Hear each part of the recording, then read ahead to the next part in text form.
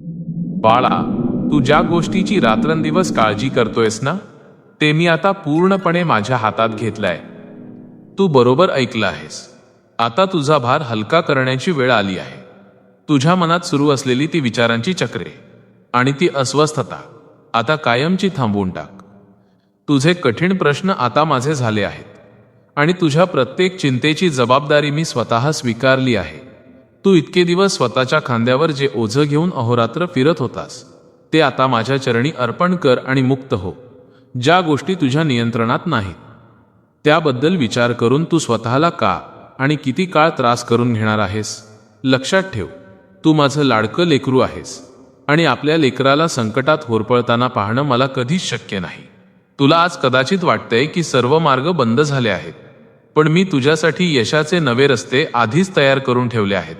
फक्त योग्य वेळेची शांतपणे वाट बघ आणि माझ्या शब्दांवर, माझ्या अस्तित्वावर पूर्ण विश्वास ठेव.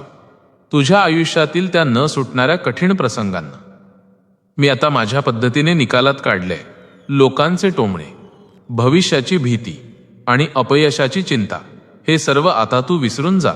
तू फक्त तुझं प्रामाणिक कर्तव्य करत राहा आणि तुझ्या चेहऱ्यावरचं हास्य कधीच मावळू देऊ नकोस. बाकी सगळं काही, अगदी लहानातील लहान गोष्ट सुद्धा, मी स्वतः सांभाळून घेतली आहे. तुझ्या घराची, तुझ्या प्रगतीची आणि तुझ्या प्रिय माणसांची सुरक्षा आता माझ्या नजरेखाली आहे. तुला हवं असलेलं ते समाधान आणि तुला अपेक्षित असलेलं ते यश मी तुझ्या झोळीत नक्की टाकेन. आजची रात्र तू सर्व काळजी माझ्यावर सोडून अगदी निश्चिंत होऊन आणि शांतपणे झोप.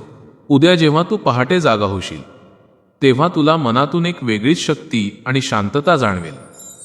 अहोरात्र तुझे रक्षण करणारा मी, एक सावली बनून तुझ्या सदैव सोबत आहे. पुन्हा एकदा सांगतो, डोळे पुस आणि हस. भिवू नकोस, मी तुझ्या पाठीशी आहे. बाळा, जर तुला माझ्यावर आणि माझ्या या शब्दांवर पूर्ण विश्वास असेल, तर कमेंटमध्ये "हो स्वामी, माझा तुमच्यावर पूर्ण विश्वास आहे" असं नक्की लिही. आणि हा संदेश अशा व्यक्तीला पाठव ज्याला आज माझ्या आधाराची सर्वात जास्त गरज आहे. माझा आशीर्वाद सदैव तुझ्या पाठीशी आहे. श्री स्वामी समर्थ.